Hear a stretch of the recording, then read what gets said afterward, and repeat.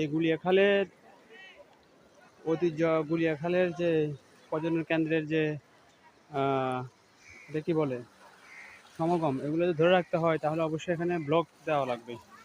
কারণ এই যে যখন জোয়ার আসে, এখন তো ভাটাটা অবশ্যই ততটা ক্ষয়ক্ষতি হয় না। যখন জোয়ার আসে তখন কিন্তু এই যে এগুলো ভেঙে যায়, এই যে পাগুলো ভাঙতে ভাঙতে একসময় অনেক দূরে চলে যাবে।